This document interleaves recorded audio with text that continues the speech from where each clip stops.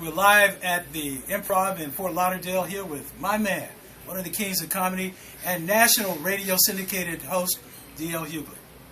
DL, the two-question interview. First question is, as a comedian, who inspired you the most? I think all comedians were inspired by, obviously, Richard Pryor, Bill Cosby, Dick Gregory, Red Fox, people like that. But I was more, and Robin Harris, which was my personal beacon into this. But I was more inspired by Marvin Gaye and the men I grew up with on my street. Marvin Gaye, for the way he was able to paint a picture so vividly that even after he's gone, people will be able to hear his music and the world will look just like he painted. And I think it evolves and grows. He didn't, because he died, I didn't think his art or vision of the world died. I think him, Helen Keller, people like that, a blind woman who saw the world better than people could see. But mostly the men that I grew up with fucking men who knew how to work harder than everybody else and never felt entitled and never felt like there was something that anybody owed them. They had a sense of family and a sense of decency that I think you need in this industry that is so patently indie. Your family. How important is having your family support to the success of DL Hughley? Almost none. Listen, my family's my family, but if they don't like what I'm doing, they can go home and cry and apologize. I can't ask permission from my children. I don't ask to consort with my children.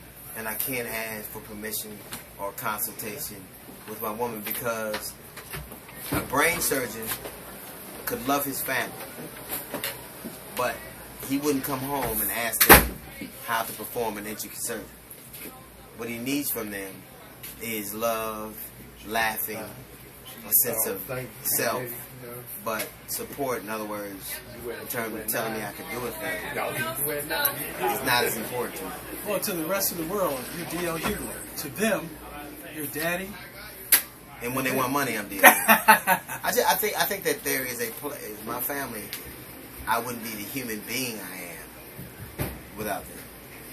But I think I would be the artist I am.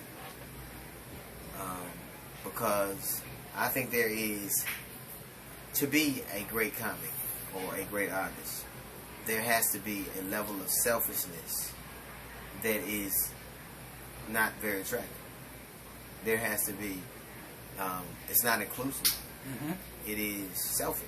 And I think it's a thing, like the money and the stuff I do is for them, but my art is mine.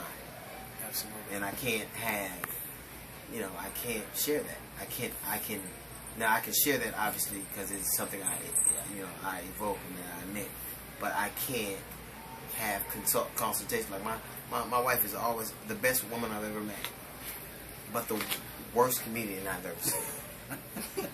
Because when you deal with your family and they're dealing with you, what they do is they think, how can I protect him? How can he not say things that hurt him or hurt me?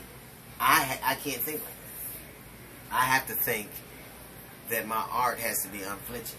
And as an artist, you think outside the box. You have to and they don't think like that. To me, there is, to me, I think two things. I think comedy is the greatest art form ever invented. And I think that comedy is in a fight for its life.